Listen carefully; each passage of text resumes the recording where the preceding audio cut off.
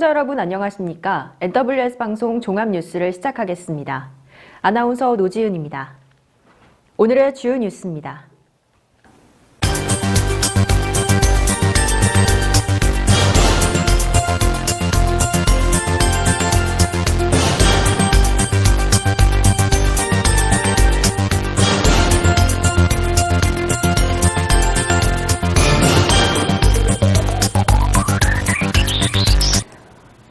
고양특례시가 어려운 지역 경제를 활성화하기 위해 마중물로 올해 상반기 지방재정을 신속하게 집행합니다.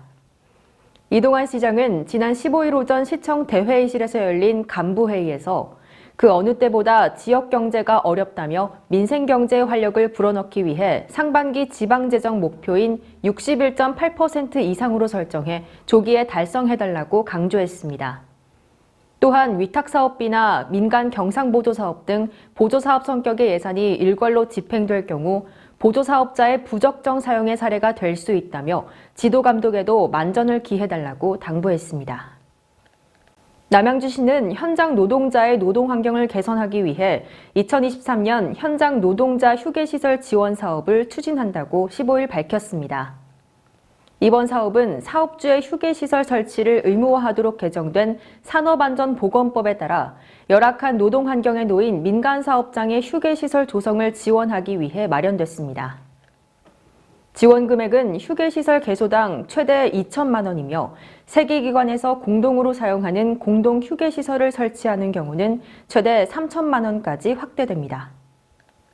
의정부시는 2월 13일부터 17일까지 5일간 민관경 합동으로 행복로 일대 신변종 룸카페로 보이는 업소 대상 청소년 보호법 관련 위반 업소를 점검 및 계도한다고 밝혔습니다.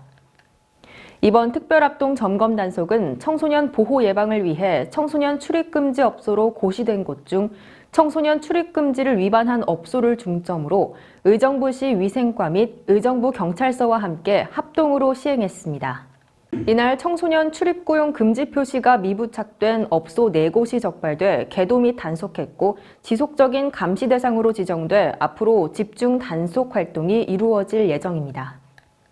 남양주 소방서는 지하층 화재로 인한 인명 재산 피해 방지를 위해 사업장 등의 대공간 지하층 안전관리 강화에 적극 동참해줄 것을 당부했습니다. 지하층 화재의 경우 유독가스를 포함한 다량의 열기, 연기가 급속도로 확산해 시야 확보, 신속한 대피가 어려워 많은 인명피해가 발생할 가능성이 큽니다. 대공간 지하층 피난 안전관리 강화 방법으로는 피난 안내도 부착, 피난용 피난 유도선 설치, 출입구 상하부에 대형 피난구 유도 등 설치, 소방시설 배치도 부착, 공기호흡기 확대 설치 등이 있습니다. 구리농수산물공사는 도매시장 내 폐기물 중량제의 안정적인 정착에 따라 전년 대비 폐기물 18% 감량이라는 괄목할 만한 성적을 거뒀다고 밝혔습니다. 공사에 따르면 폐기물 종량제는 지난 2021년 10월 1일부터 전면 시행됐으며 3개월간의 행정처분 유예라는 시범 기간을 거쳐 2022년 1월 본격적으로 운영됐습니다. 종량제 시행에 대한 성과는 폐기물 감량뿐 아니라 자원 재활용이 전체 폐기물의 86% 차지하면서 순환경제 실현이 가능해졌으며 매년 여름이면 고질적 문제였던 악취민원이 단 한 건도 발생하지 않는 악취민원 제로를 기록했습니다. 구리도시공사는 지난 1월 이사회 의결을 통해 구리시 한강변 도시개발 사업에 대해 우선 협상 대상자인 KDB 컨소시엄과의 사업협약을 해지했습니다. 이에 대해 나태근 국민의힘 구리시 당협위원장은 구리시의 결정을 적극 환영한다는 입장을 밝혔습니다. 나 위원장은 이번 구리시의 결정은 현재 시행되고 있는 도시개발법, 일명 대장동 방지법의 취지에 부합할 뿐만 아니라 한강변 개발이 더 투명하고 공정한 국책사업으로 전환될 가능성을 높였다고 말했습니다. 구리시는 대기 환경을 개선하고 온실가스 배출 저감을 실현하기 위해 2023년 친환경 수소전기차 보급 사업을 추진합니다. 올해 수소전기차 보급 대수는 60대이며 현대 넥소 수소승용차 구매 시 한 대당 3,250만 원의 구매 보조금이 지원됩니다. 특히 취약계층, 다자녀 가구, 세계 첫차 구매자 및 운행 중인 경유차를 수소차로 대체 구매하는 대상자에게는 6대를 우선 보급합니다. 주광덕 남양주시장은 지난 15일 경기도교육청을 방문해 임태희 경기도교육감과 남양주시 교육 현안에 대해 논의하며 교육정책에 남양주시의 건의사항이 적극 반영될 수 있도록 도교육청의 협력을 요청했습니다. 이번 방문은 주광덕 남양주시장 취임 이후 건의된 남양주시 교육 현장의 의견을 전달하고 교육 현안 해결을 위해 서로 협력 연대할 수 있는 방안을 마련하고자 추진됐습니다. 주 시장은 신도시 개발 등으로 남양주시 내 교육 수요가 증가하고 있는 만큼 독자적인 남양주교육청 설치 및 운영의 필요성을 강조했으며 임태희 교육감도 남양주교육청의 독립적 운영에 대해 적극적으로 검토하겠다는 뜻을 밝혔습니다.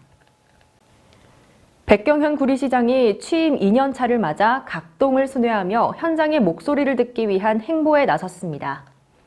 백 시장은 14일부터 17일까지 4일간 오전, 오후로 나눠 8개 동을 순회하며 백경현 구리시장과 함께하는 2023년 시민과의 대화를 진행하고 있습니다.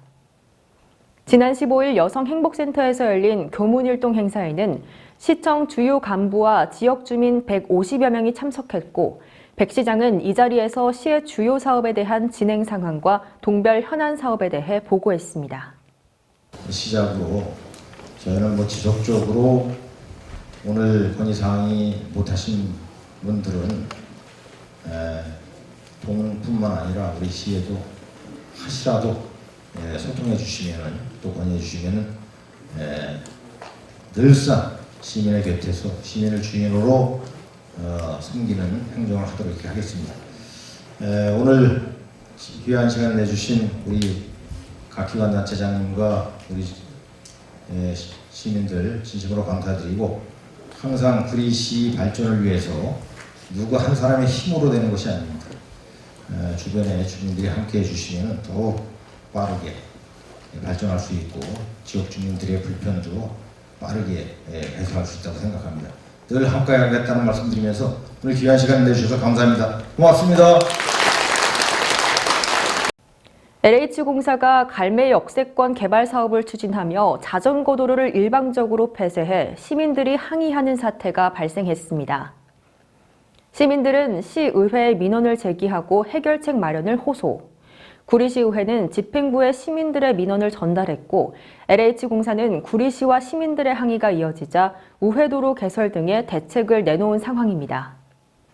권봉수 구리시의회 의장은 시민 불편을 무시하는 LH공사의 처사에 공분을 느낀다며 향후 이러한 일이 재발하지 않도록 의회 차원의 관심을 기울이겠다고 말했습니다. 구리 안성간 고속도로에 건설 중인 33번째 한강 교량의 명칭을 둘러싸고 관련 지자체인 구리시와 강동구의 힘겨루기가 치열하게 전개되고 있습니다. 강동구의회는 교량의 시작점이 고덕동이라는 점과 공사 시행 초기부터 고덕대교란 명칭을 써와 고덕대교가 당연하다는 입장입니다. 반면 구리시민단체들은 신설교량의 87%가 행정구역상 구리시에 속해 있다는 점, 강동대교, 구리암사대교 등 한강교량 명칭에 대해 강동구에 양보한 이상 33번째 교량은 반드시 구리대교로 명명해야 한다고 주장하고 있습니다. 33번째 한강교량의 명칭은 한국도로공사를 거쳐 6월 중 국토교통부 국가지명위원회에서 확정될 예정입니다. NWS 방송 종합뉴스를 마칩니다. 시청해주신 여러분 고맙습니다.